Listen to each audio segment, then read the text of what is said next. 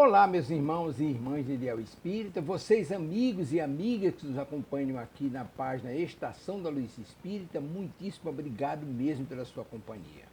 A nossa página Estação da Luz Espírita não tem fins lucrativos, o objetivo é a divulgação da doutrina espírita. E é por isso que nós reunimos aqui esta sede de matérias espíritas para que possa atender às suas necessidades, estudo, lazer, pesquisa.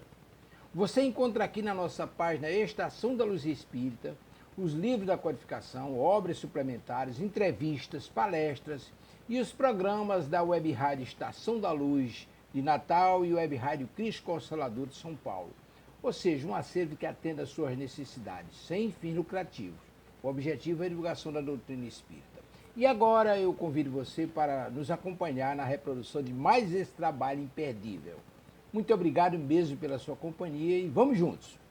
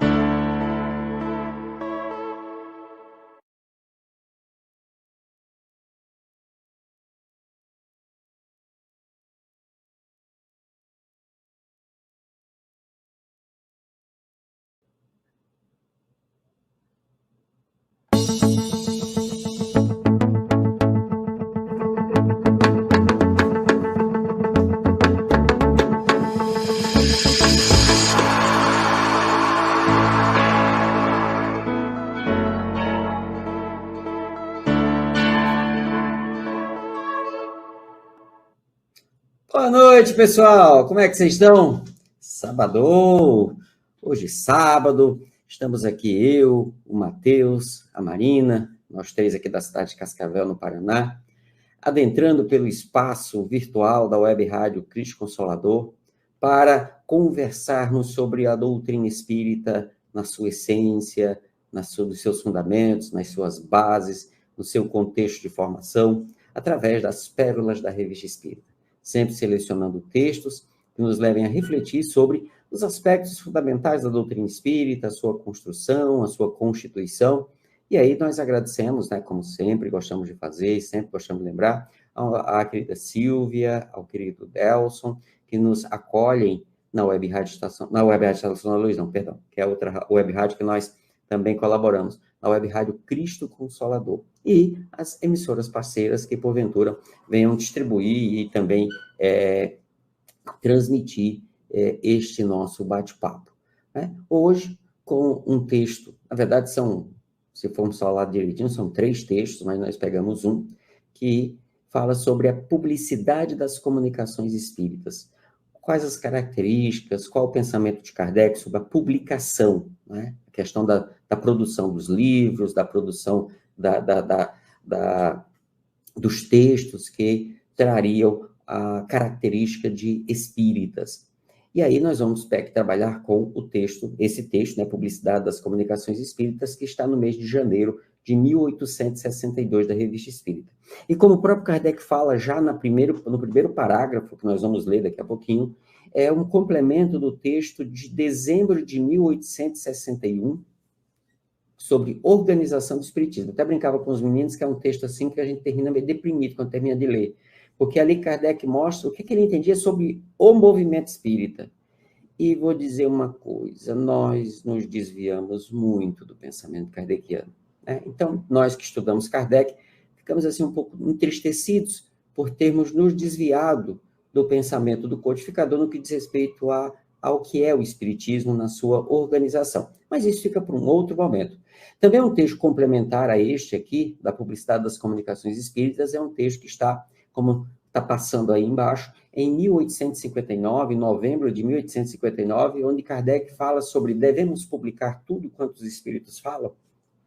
Então, são textos assim que são muito enriquecedores de um tema muito sensível e delicado do movimento espírita, que é a publicação de obras, de livros, de textos, de materiais como se falava antigamente, nem se fala mais disso, multimídia, né, das publicações. Mas isso a gente vai daqui a pouquinho, enquanto o Matheus vai fazendo suas observações iniciais, também a nossa prece inicial, depois a Marina também já vai vir trazendo as suas considerações iniciais, antes do Matheus fazer a prece, e aí você já vai abrindo Revista Espírita, janeiro de 1862. Minha querida Marina, seja bem-vinda, bom dia, boa tarde, boa noite.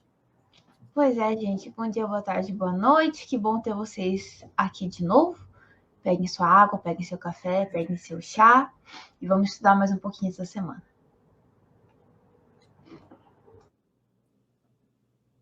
Boa noite, pessoal. Mais uma vez, grande satisfação poder estar junto de vocês nesse sábado. Friozinho, quentinho, independente de você onde estiver.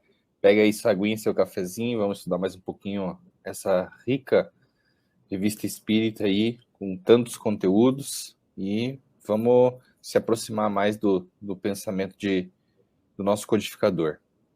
Assim, eu já aproveito, então, para a gente dar início com uma boa prece, elevando os nossos pensamentos a Deus, ao nosso Mestre Jesus, agradecendo por mais essa oportunidade de nós estarmos reunidos aqui na noite de hoje, que nós possamos receber os bons espíritos para nos auxiliarem nos estudos, nos trazendo um melhor discernimento, nos ajudando a compreender o nosso momento evolutivo. E mais do que isso, pedimos também forças para conseguirmos aplicar tudo que nós temos de base da nossa querida doutrina espírita no nosso dia a dia. E essa de luz, damos início aos estudos da noite de hoje. Que assim seja. Muito bem. Está dando uma cortadinha, Matheus, mas dá para compreender. Desculpa, pessoal, está estável a internet aí. Faz parte. Muito bem, pessoal. Vamos mergulhar no texto. Hoje, sem delongas, eu vou ler uma parte do texto para a gente entender o que Kardec está tratando aqui. Publicidade das comunicações espíritas. Como eu disse, é um texto, ele está dentro de um conjunto aqui que nós trouxemos, onde o primeiro texto, ele mesmo já faz referência, ali no iniciozinho, que está em dezembro de 61, já que esse aqui é de janeiro de 62, e o outro nós trouxemos, também está aí na nota, né, embaixo, aí no vídeo de vocês, que é o de novembro de 59, sobre publicidade das comunicações também. Deve-se publicar tudo? E ele diz assim, eu estou lendo a tradução do Evandro Noleto, muita gente vai estar acompanhando pela Kardecpédia, vocês vê que praticamente não tem diferença, é somente a organização das frases. A questão da publicidade das comunicações espíritas é o complemento da organização geral que tratamos no nosso número anterior, dezembro de 61. À medida que se alarga o círculo dos espíritas, multiplicam-se os médiuns e, com eles, o número de comunicações.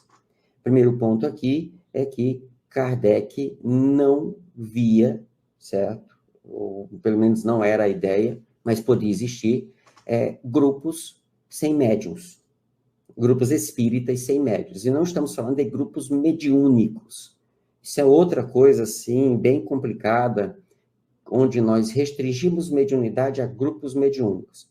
Na compreensão de Kardec, isso, no texto anterior, o texto que ele fala da organização do espiritismo, texto de dezembro de 61, ele deixa isso muito claro. Os grupos familiares, onde os médiuns da casa seriam os médiuns do grupo, e nesse grupo se reuniriam, além da família, do núcleo familiar, os amigos, né, para a interação com os familiares e amigos, espíritos amigos já desencarnados, né, já mortos, para esse estudo da realidade do mundo espiritual. De algum tempo para cá, essas comunicações têm tido um desenvolvimento notável em relação ao estilo, aos pensamentos e à amplitude dos assuntos tratados. Cresceram com a própria ciência, e os espíritos regulam o nível de seu ensino pelo desenvolvimento das ideias, tanto nas províncias e no estrangeiro, quer dizer, tanto nas províncias na França, né, o que nós chamamos aqui de estado, tanto nos estados, nas regiões da própria França, quanto em outros países, quanto em Paris, conforme o atestam as numerosas mostras que nos enviam, algumas das quais já publicadas na revista espírita. Dando essas comunicações, os espíritos têm em vista a instrução geral e a propagação dos princípios da doutrina. Esse é o objetivo que Kardec identifica nessas comunicações. Instrução geral e propagação dos princípios da doutrina. Esse objetivo não seria alcançado se, conforme dissemos, elas ficassem escondidas nas pastas dos que as recebem. É, pois, útil espalhá-las pela via da publicidade. Disso resulta outra vantagem muito importante: provar a concordância do ensino espontâneo dado pelos espíritos sobre todos os pontos fundamentais e neutralizar a influência dos falsos sistemas, das falsas ideias, provando o seu isolamento. Um exemplo que podemos falar aqui deixa eu pegar aqui uma situação, eu sei que tem gente que pode não gostar, mas o fato é fato, não entro na discussão dos fatos. Houve um momento que se adentrou no movimento espírita uma técnica de desdobramento chamada apometria, né? E muitos centros espíritas se empolgaram com a ideia, porque envolve um conjunto de fenômenos bem interessantes de se observar, com resultados também interessantes. Só que quando começou a se questionar sobre a apometria, vários, inclusive livros foram publicados, né, demonstrando que, apesar de ser uma técnica interessante, na sua base, ela feria determinados princípios que a doutrina defende, que a doutrina tem nas suas bandeiras. E aí, progressivamente, a apometria foi sendo excluída dos centros espíritas justamente para manter apenas atividades e técnicas que são condizentes com os princípios da doutrina espírita, sem desmerecer e sem desconsiderar a própria apometria. Só se identificou que ela não é uma técnica que respeita os princípios da doutrina espírita. Ponto. Quer dizer, isso foi a partir das reflexões envolvendo tanto encarnados quanto desencarnados. Tá? É isso que Kardec está falando. E aí, se não tivesse essas reflexões, provavelmente hoje nós teríamos já muitos, eu peguei um exemplo da apometria, mas muitas coisas que foram incluídas dentro do rol das atividades ditas espíritas que ferem os princípios da doutrina espírita. Tá? E aí eu não vou entrar em outros pontos aqui, porque aí se tornam polêmicas desnecessárias, né? Porque um ponto importante não é porque é bom que seja espírita. Não é porque seja caridade que seja espírita. Existem atos que a caridade está sendo feita, porém, a forma como é feita, ela fere a forma que a doutrina espírita sugere que deva ser feita, né? Principalmente quando falamos de coisas do mundo material. Mas isso aí fica também, como disse, para um outro momento de reflexão. Trata-se, pois, de examinar o modo de publicidade que melhor pode alcançar esse objetivo. Então, ele já diz, qual o objetivo dessa publicidade? Né? Trazer a público aquilo que os espíritos estão discutindo, aquilo que os espíritos estão falando, as ideias deles, para, na análise dessas ideias, poder se extrair aquilo que possa enriquecer o nosso pensamento, a nossa forma de aplicar os ensinos que a doutrina apresenta. Para isso, 2 pontos devem ser considerados. O meio que oferece mais chance de extensão da publicidade e as condições mais adequadas a produzir no leitor uma impressão favorável, seja pela escolha judiciosa dos assuntos, seja pela disposição material, seja pela forma como essas informações são aplicadas. Como eu estava antes com o Matheus, né, nós que estudamos, que gostamos de estudar, assim, Kardec a fundo, geralmente desenvolvemos um certo preconceito sobre romances, né? E aí, quer dizer, na hora que você desenvolve um preconceito para estudar determinada tipo de obra, nós próprios estamos ferindo o próprio pensamento kardeciano, que dizia que tinha que estudar tudo, né? A grande questão é, você pode ter um livro de estudo que foi escrito no formato romance. Quer dizer, é uma forma material de apresentação de um conteúdo de modo agradável, de modo mais fácil, mais digerível. E é tanto que nós comentávamos, você pega André Luiz, são textos em formato romance, mas são textos de estudo, mas quando você pega os 2 livros que André Luiz psicografou através do Chico, daquela coleção, que é Mecanismo da Mediunidade e Evolução dos 2 Mundos, olha, pense no livrinho Indigestos, porém, o que está naqueles livros também está nos romances. Só que a gente passa por cima porque é um romance, então a gente lê como... Não. São livros de estudo que devem ser estudados com seriedade, mas que estão escritos em formato de romance, dentro de uma história, dentro de um enredo, né? Então, esses 2 pontos, de como publicá-los e como torná-los agradável ao público. Por não levar em conta certos requisitos, por vezes de pura forma, as melhores obras frequentemente morrem no nascedouro. Isto é fruto da experiência. Certos editores têm a respeito um tato que lhes dá o hábito do gosto do público e lhes permite julgar infalivelmente as probabilidades de sucesso de uma publicação, abstração feita do mérito intrínseco da obra. Percebe o que ele fala? Quer dizer, os editores, eles têm um feeling de saber qual o melhor formato para aquela obra, para que ela de fato chegue ao público, que alcance ao público. O desenvolvimento que tomam as comunicações espíritas nos coloca na impossibilidade material de inseri-las todas em nossa revista. Quer dizer, a quantidade de textos era muito gigantesca. E ele já fala isso em 59. Para abranger o panorama por inteiro, seria necessário lhes dar uma extensão tal que nos obrigaria a vendê-la por um preço inalcançável a muita gente. Ele já traz um ponto. As obras têm que ser alcançáveis, tem que ter o alcance o maior possível. Por isso que durante muito tempo as obras espíritas tinham um preço muito mínimo, muito barato. Agora nós temos obras assim realmente muito caras, né? Ditas espíritas, né? Torna-se, pois, necessário divisar um meio de as suprir nas melhores condições para todos. Para começar, examinemos os prós e os contras dos diferentes sistemas que poderiam ser empregados. Então, aqui a gente já poderia parar, porque ele já traz, o pensamento dele já está aqui sobre os aspectos essenciais das publicações. Né? E aí ele tem 3 pontos que ele vai levantar aqui, né, que são as publicações periódicas locais, quer dizer, como uma revista mensal publicada numa determinada região, as publicações locais não periódicas, ele diz que essa aqui é até um pouco mais interessante, e, por último, as publicações individuais dos médiuns.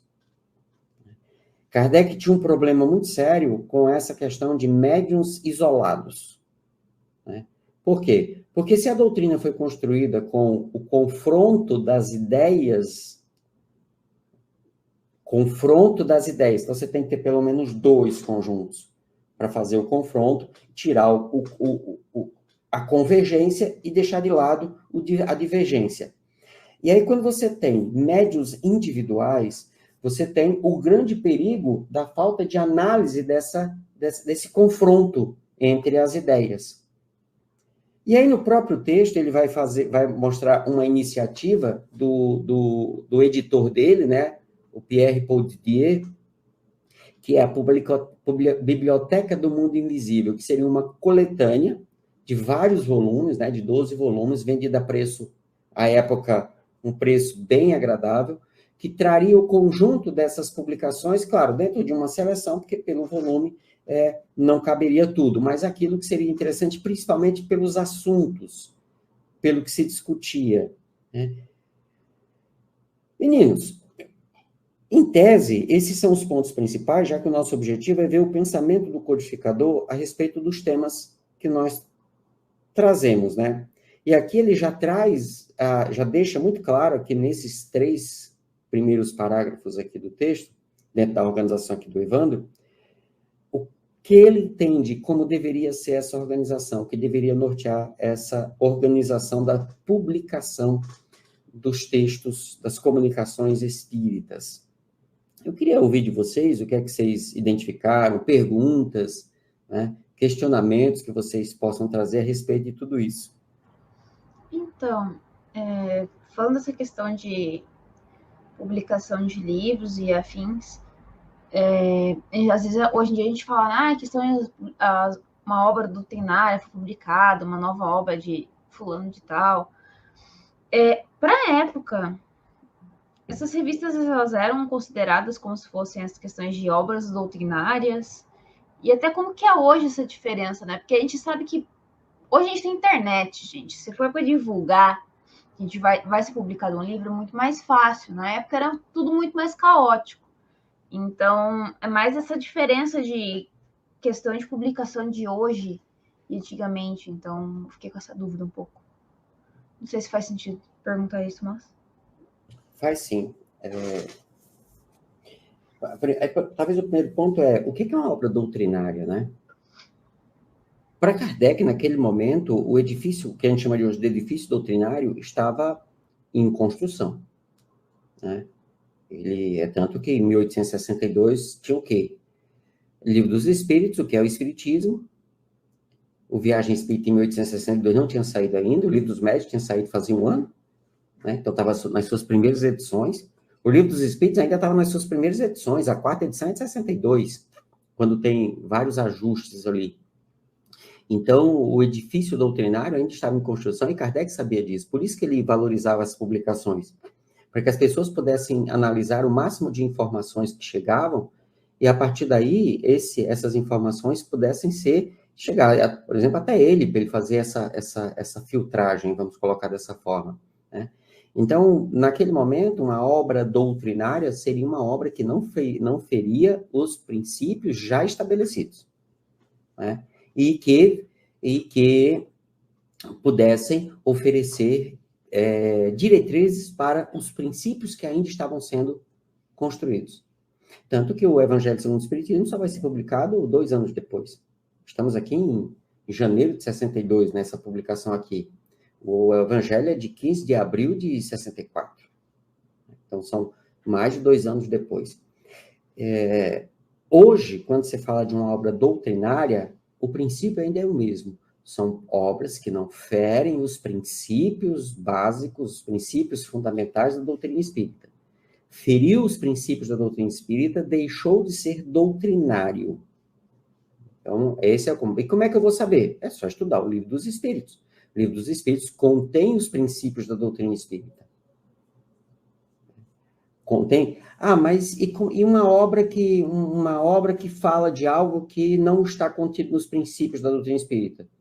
Bom, aí vamos entender o seguinte, você está falando de um assunto que não foi tratado pela doutrina espírita, é uma coisa. Você está falando de um princípio, é outra diferente. Eu dei o exemplo há pouco da apometria. É uma técnica de desdobramento. A doutrina espírita tratou da emancipação da alma.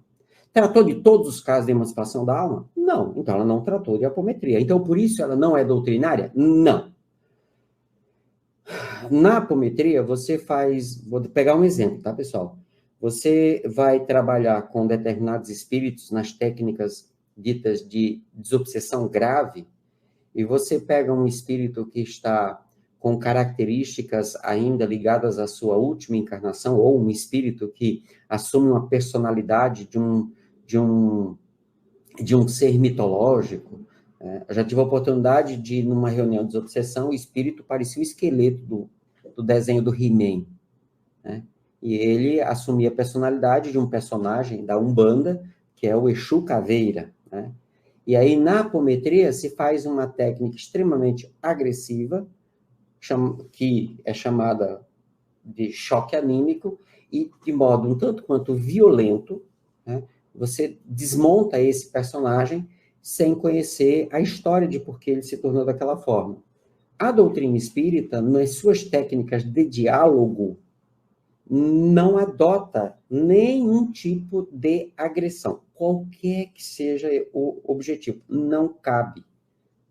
Então, você tem uma técnica que lida com um tema que a doutrina estuda, porém, ela é aplicada desrespeitando os princípios básicos, que é o princípio do amor e da caridade, né? Então, quer dizer, é uma técnica que fere os princípios. Então, pela falha dos princípios, ela deixa de ser espírita, apesar da doutrina estudá-la. Então, são esses os detalhes. Então, quando a gente pega um texto que, independente se está no formato de dissertação, se está no texto, está no formato de um artigo, se está no formato de um romance, e ele, na sua essência intrínseca, ele apresenta fatos e discute esses fatos a partir de perspectivas que ferem os princípios da doutrina, esse texto deixou de ser doutrinário. E aí o importante, talvez o ponto mais relevante, é distinguir o que é obra mediúnica de obra doutrinária. Exemplo, o conde John Wilmot Rochester escreveu através da médium Iera Krijanovska, eu nem sei falar, uma médium russa, uma médium espetacular. A obra que ela psicografou já foi objeto de estudos acadêmicos, em teses de doutorado, em dissertações de mestrado, em várias partes do mundo, inclusive no Brasil. E ele psicografou, através dessa médium, 51 romances. 51 romances. Alguns desses romances são extremamente doutrinários. Outros são completamente, simplesmente, obras mediúnicas de fundo literário. Por quê? Porque o autor era um escritor. E o autor não era espírita. E aí esse é o detalhe. A obra prova a imortalidade da alma, mas não é, no seu conjunto, uma obra principiológica espírita. E aí você vai ter romances que são ficção. E nos estudos acadêmicos demonstram, obras de ficção. Elas não estão sequer mostrando o mundo espiritual, não é esse. Elas estão demonstrando a imortalidade da alma. E aí são obras válidas? Muito válidas. Mas são obras doutrinárias? Não. Não são doutrinárias, por quê? Para ser doutrinárias, elas têm que estar dentro do conjunto das ideias que formam a estrutura da doutrina, qualquer que seja ela. Então, o que se perdeu foi justamente esse olhar da caracterização do que é obra mediúnica, do que é obra doutrinária, do que é obra simplesmente onde o autor está contando as histórias dele. Isso não é desmerecendo as obras mediúnicas, de maneira nenhuma, é dando a elas o seu devido valor. E aí o que se passou a fazer é obra mediúnica, então é obra espírita. Isso aqui é obra doutrinária porque é mediúnica. Não. É obra de opinião. Não muda o valor da obra, mas é simplesmente a opinião do espírito. E ele não está discutindo doutrina espírita, ele não está trazendo nada que agregue, que ajude a compreender ou que seja nesse direcionamento. Não sei se eu cheguei a responder a... É só... Acho que na medida do possível, sim, porque você falou dessa questão das publicações, né? Uma outra coisa que eu queria saber, não sei se é pertinente para o estudo, mas como que funcionava até essa questão de financiamento? Porque hoje em dia, acredito que seja diferente, né? A questão de financiamento de livros, porque simplesmente ia olhar, o editor falar, não, realmente, esse livro dos médiuns aqui pode ter relevância para a sociedade. Eu não fico pensando como que era na época, não sei nem se é pertinente perguntar isso, pode ser, a gente pode conversar depois. Mas eu fico pensando como que era toda essa questão, sabe, de sair do livrinho até realmente o editor aceitar e querer publicar e afins. Mais curiosidade. Olha, eu não sei. Matheus, quer falar alguma coisa? Tá. Depois eu comento. Certo. Assim, eu vou pegar o que a gente tem, no caso de literatura espírita, certo? Os diálogos que Kardec relata que teve com os seus editores, né? Tanto que, num primeiro momento, ele quis fazer a publicação, a turma não aceitou, que era um momento muito complicado, muito mais complicado do que foi depois. E aí, o Lachantre, né? E o Didier foram editores das obras espíritas, eles atuavam diretamente nas publicações. Um exemplo. Quando Kardec vai lançar a primeira edição do que é o Evangelho segundo o Espiritismo, não era esse o nome, era Imitação do Evangelho. E agora eu não lembro se foi o La Chantre ou se foi o Didier, acho que foi o Didier que disse aí, Kardec, não vai dar certo não. Né? Desse jeito não. Vamos publicar como o Evangelho segundo o Espiritismo. E Kardec adotou. Por isso que ele coloca aqui, os editores muitas vezes, eles têm o feeling do que é melhor para aquela obra, para alcançar o melhor público, para atingir o objetivo, né? Para chegar à ideia, né? É tanto que ele vai chamar esses livros, como o Livro dos Espíritos, o Livro dos Médiuns, Evangelho, de obras especiais, porque são obras específicas. A palavra especial em um livro, na obra kardeciana, na grande maioria das vezes, não tem sentido de, é algo, sabe, especial. Não, é de especificidade. São obras de temas específicos. E aí, hoje, curiosamente, se publica o que se vende. Então, esse é que é o detalhe.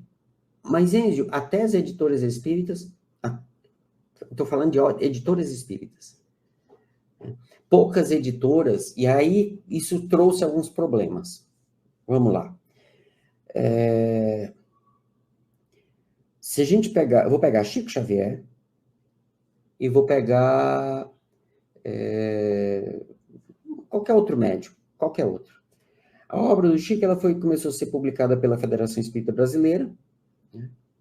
Posteriormente, o Chico, segundo alguns biógrafos, teria rompido com isso, né? E teria passado para outras editoras. No meio do caminho, Chico fez doações de obras para grupos espíritas iniciantes para produção, para publicação e também angariar recursos. Com isso, se viu que existia um filão. Né? Obra espírita vende. Só que começaram a perceber que obras chamadas filosóficas e científicas não vendem tanto. E o que se vendia era romance. O que se vendia era romance. Então, não tinha-se a preocupação de saber se o romance era doutrinário. Era um romance onde a sua história, ela ajudava a gente a compreender os princípios fundamentais. Então, vamos lá. Quais as consequências do princípio da reencarnação? Quer dizer, eu fiz escolhas equivocadas, não aprendi, não apliquei o que devia aprender e aplicar, fiz essas escolhas equivocadas em função disso, então, na próxima encarnação, quais os efeitos dessas escolhas? Então, uma história vai me mostrar isso, vai me ajudar a compreender isso. Não estava preocupado com isso. Simplesmente passou a se perceber que, se tinha o nome de um espírito, vendia. Se as baboseiras que tivessem dito ali, isso era de menos que importava. Eu lembro que eu estava lendo um romance certa feita, onde um obsessor fez o carro da pessoa apagar, né, porque queria que acontecesse um acidente. Olha, tem uma questão no Livro dos Espíritos que desmonta toda essa tese. Então, quer dizer, é um romance mediúnico, ponto, ou anímico, ou seja lá o que for, não muda isso. Porque se é um romance, tem um autor que tem obras assim fantásticas, muito boas, chamado Wilson Garcia. E ele coloca, os romances são escritos por mim, muitas vezes inspirados. Ele escreveu vários romances baseados nas histórias das reuniões mediúnicas. Né? Então, tá ali, ok, tal, livros muito bons mesmo. Né? Perfeitos? Não, porque somos imperfeitos. E ele não considerava como obra mediúnica, no estrito sentido. Por mais que houvesse as inspirações e tudo mais. E tem outros autores, ou muitos outros autores. Então, o grande ponto é esse. Passou-se a se ver que é um filão de dinheiro. E aí começaram os centros espíritas, com seus médios, a publicar romances à torta e à direito para a sustentação das atividades da Casa Espírita. Olha, não é esse o objetivo. Kardec em nenhum momento coloca aqui que é para ganhar dinheiro. Que época que foi isso? Bom, movimento espírita brasileiro. Até hoje? Até hoje. Certo? Até hoje. Só que, ultimamente, vem tendo uma queda nisso, sabe? Vem tendo uma queda nisso. Então, você vai ter, a partir, por exemplo,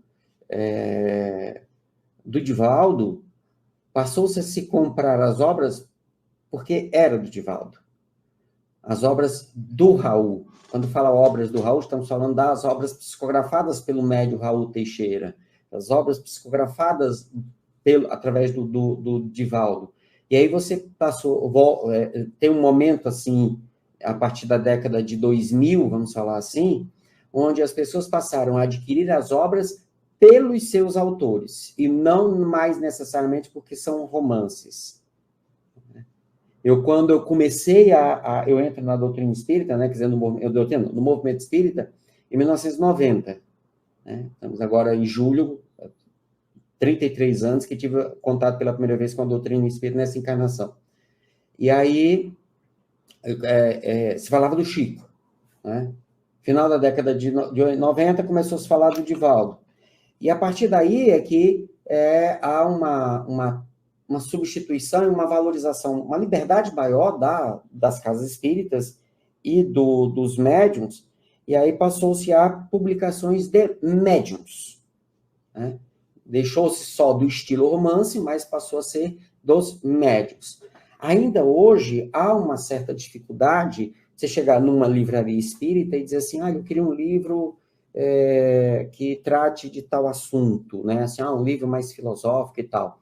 Com a AME, né? Aí são algumas coisas que a gente tem que observar.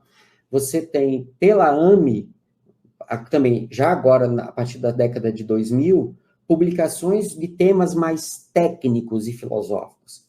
E aí você começa a ter, de fato, algumas publicações que saem do roteiro. Se você pegar antes, você vai ter Herculano Pires, entre outros, né? Eu estou pegando alguns casos, assim, particulares. Mas se você for antes, os autores não tinham isso não é uma literatura muito lida. Você vai ter Jorge Andréa, né? Eu estou citando só alguns, sabe, pessoal? Para mostrar que você chegava no ar e dizia assim, eu nunca ouvi falar nessa pessoa.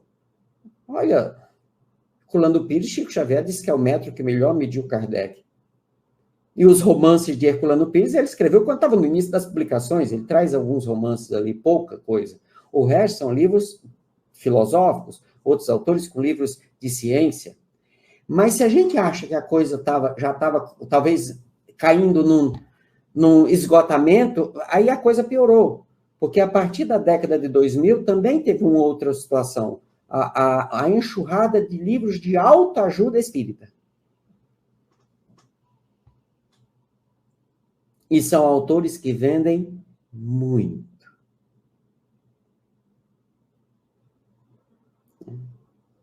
Muito, muito, muito. No final das contas, no frigir dos ovos, nós hoje temos algumas publicações que realmente discutem os temas, por exemplo, da atualidade, dentro de uma perspectiva doutrinária.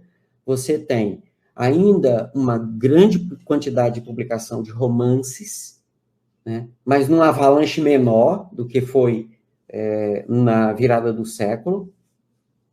Você tem uma concentração de publicações de autoajuda, sabe? São textos de autoajuda, com autores espíritas, mas é autoajuda. O que é autoajuda? Aquele livro diz assim, faça isso e resolve. É passe de mágica, é Harry Potter espírita.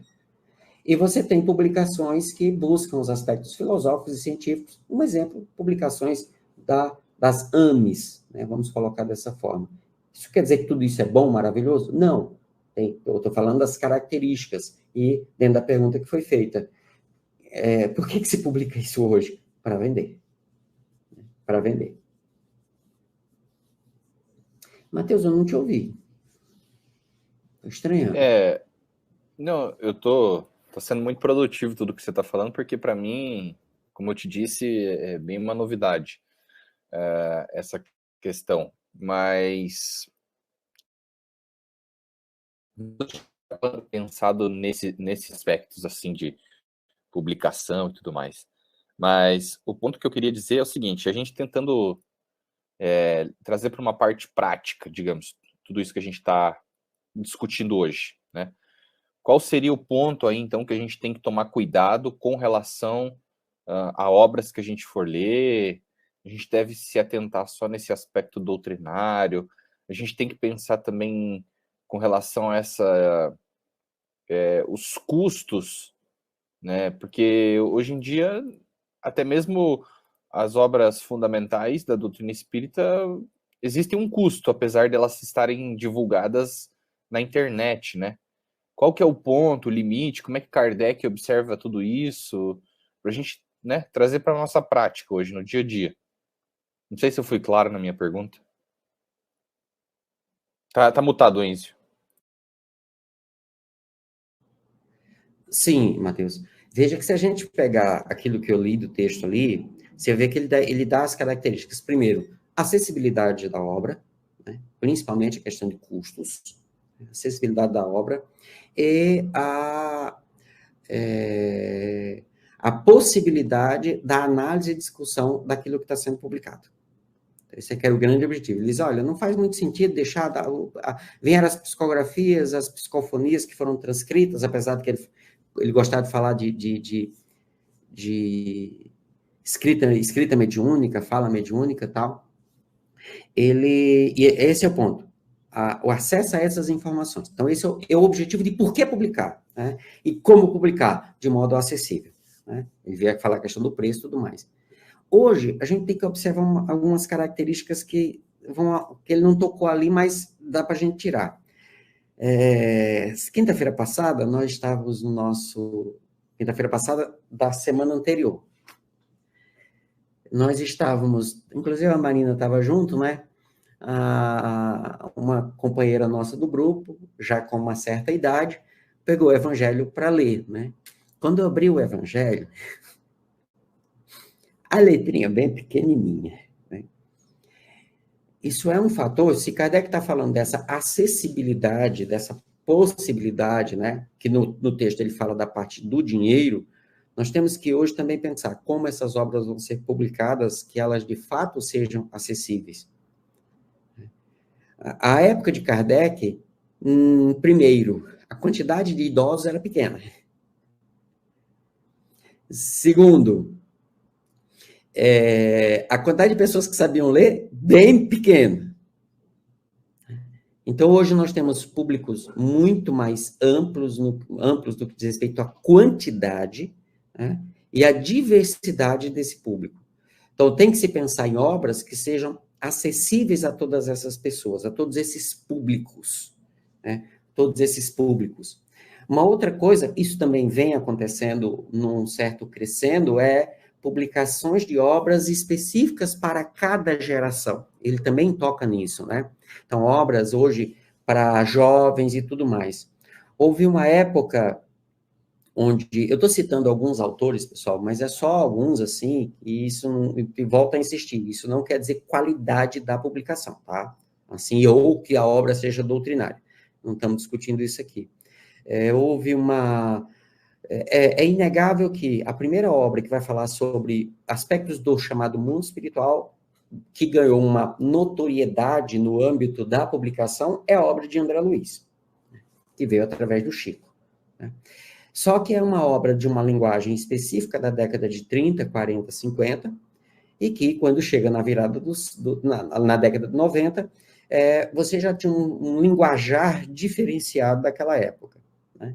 E aí vem um espírito muito jovem também na época, que morre em 73, se eu não estou enganado, chamado Luiz Sérgio, e começa a trazer algumas publicações no mesmo direcionamento, falar sobre aspectos do mundo espiritual, do que ele tinha vivido, né?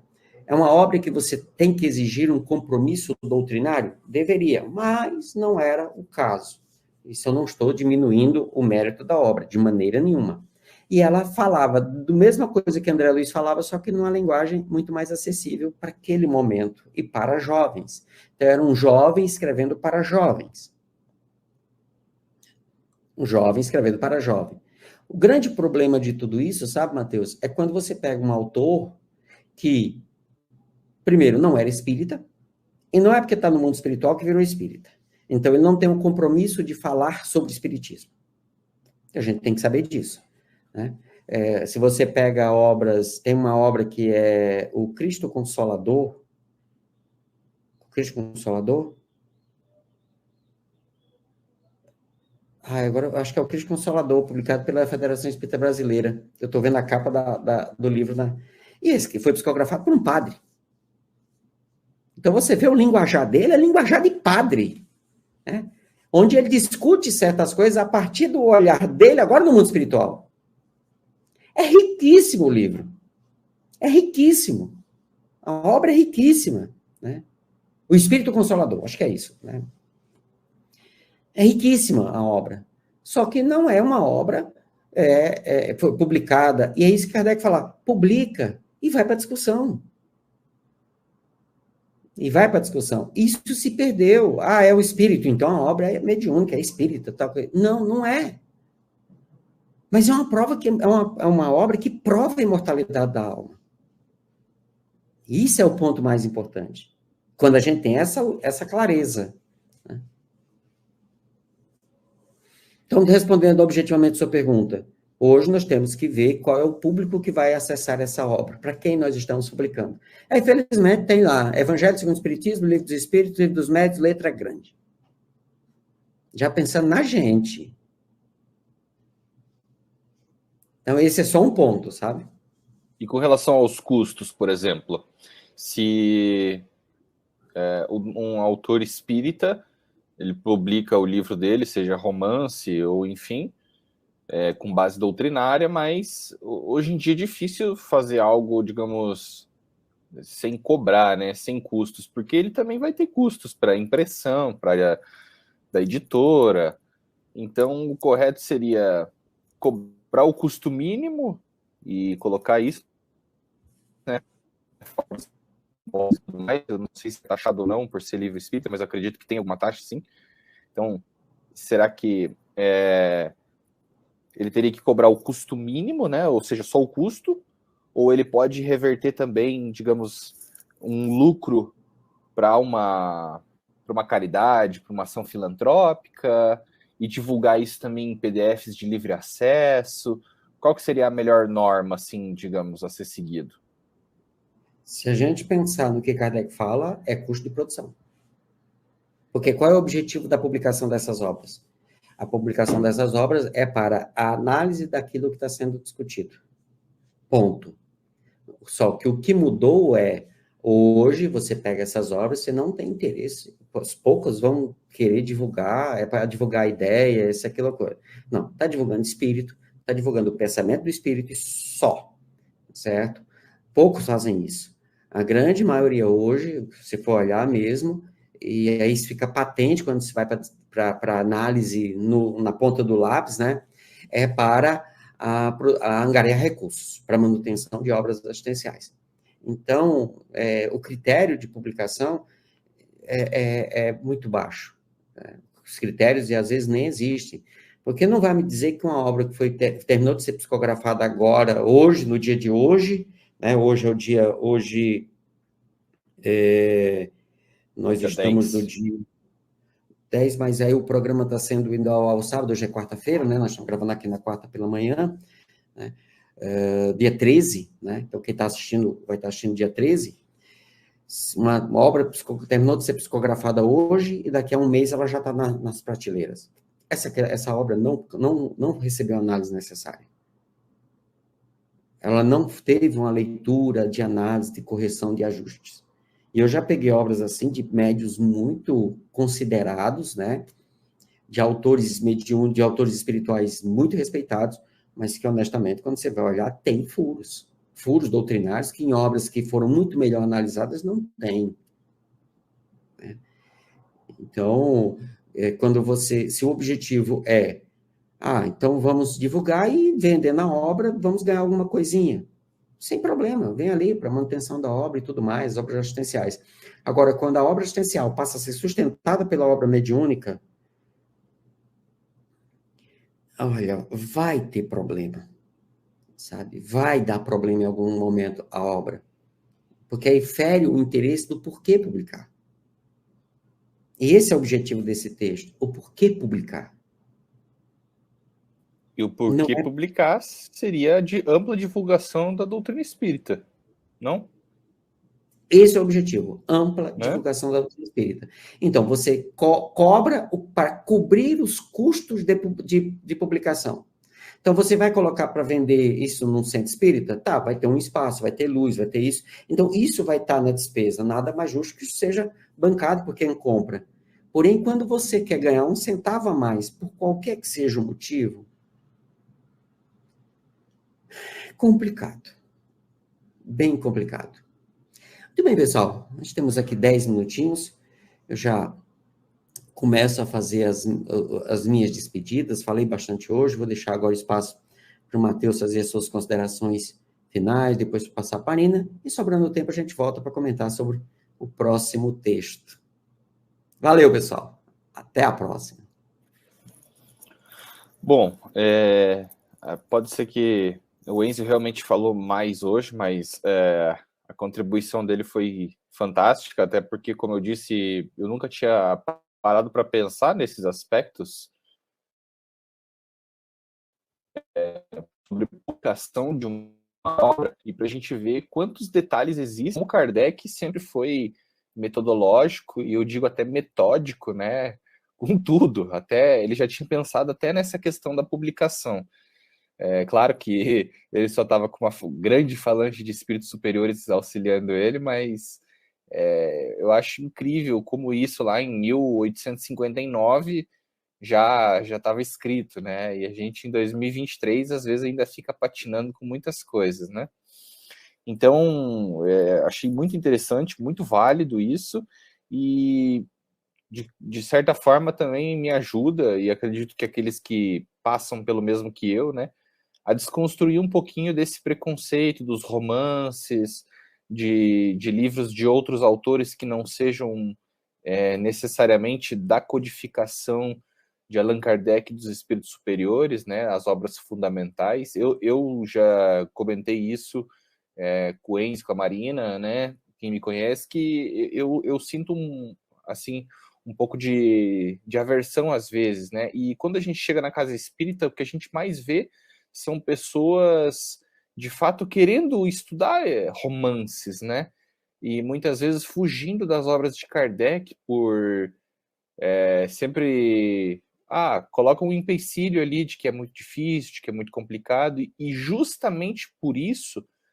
que o estudo tem que ser feito em grupos, né? Ser trazido às discussões dos grupos, os pensamentos, e ali ir se criando, então, em compreendendo alguém que tenha mais experiência já de fato, para conseguir demonstrar o pensamento de Kardec, porque senão a gente acaba se perdendo muitas vezes no que o Matheus entendeu, no que a Marina entendeu da obra, e deixando de lado o aspecto fundamental que era como Allan Kardec via, né?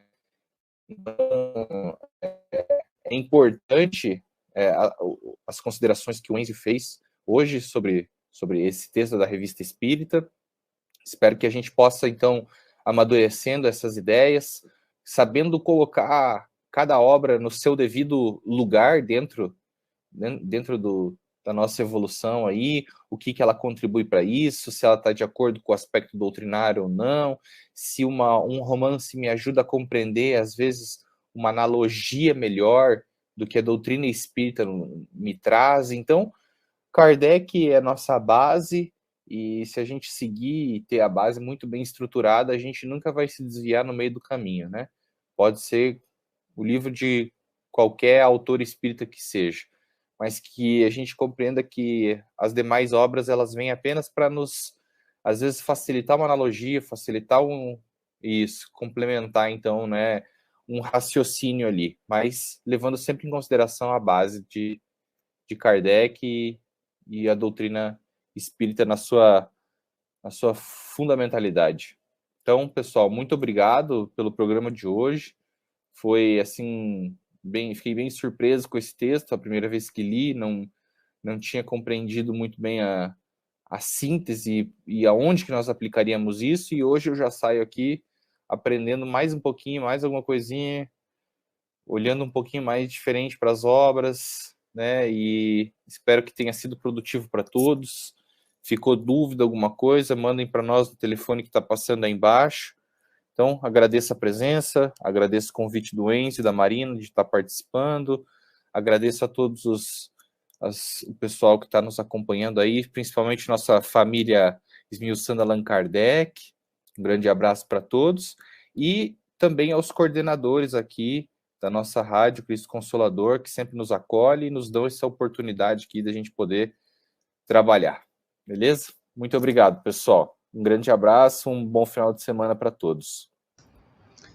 E só adicionando também que, para quem gosta, não tem só textos em prosa dentro do Espiritismo, tem vários livros de poesias e poemas. Então, para quem interessar, também tem isso que vocês podem procurar para ler. Mas, bem como o Matheus falou, realmente foi um texto bem mais técnico no sentido das questões práticas de como publicar um livro. Então, é algo que realmente não é muito discutido. É sempre mais focado na mensagem que o texto está passando e não o processo de construir a mensagem, por assim dizer.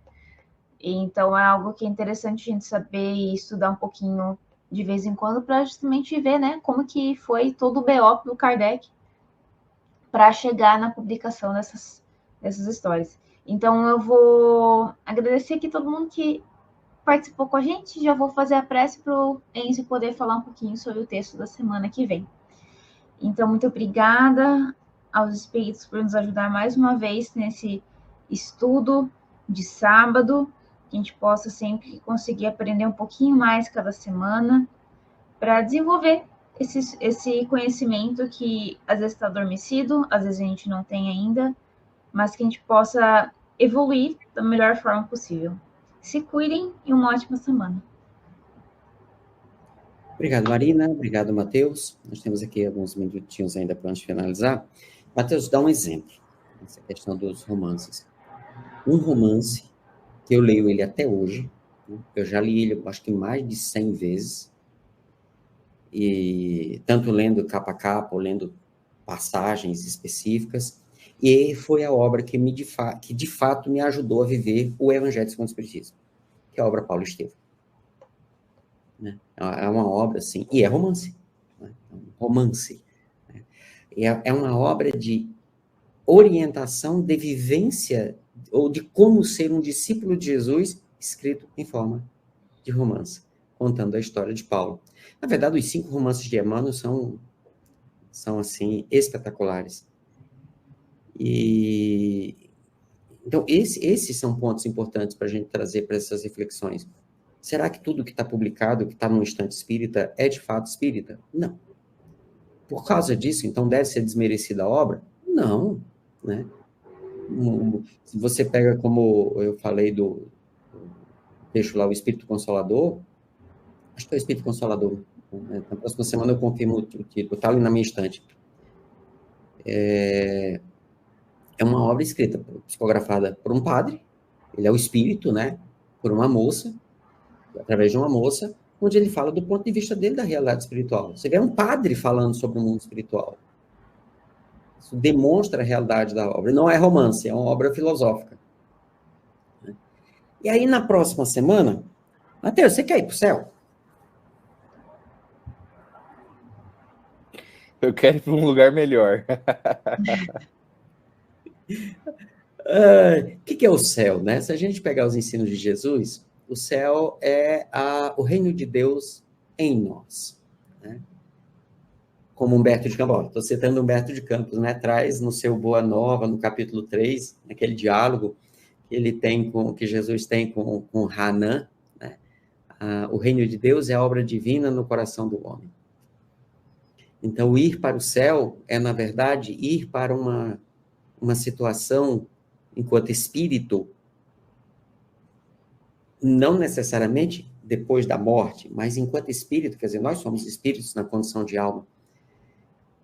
Ir para o céu é viver essa plenitude do Evangelho, na sua essência, na nossa conduta, no nosso dia a dia. O próximo texto é um texto que está em agosto de 1865. Tem como título A Chave do Céu. Então, o texto, aí tem uma fala de Rousseau, né? Tem uma fala de Lamennais, vai falar justamente disso, sobre a chave do céu. Qual é a chave que você tem que ter para entrar no céu? Esse é o texto da próxima semana. Repetindo, agosto de 1865. Então, pessoal, foi muito bom estar com vocês nesse sábado à noite, né? Apesar de estamos gravando na quarta-feira, mas está passando ao sábado. E busquem o texto, agosto de 1865, A Chave do Céu. Um abraço e até o próximo programa. Tchau, pessoal.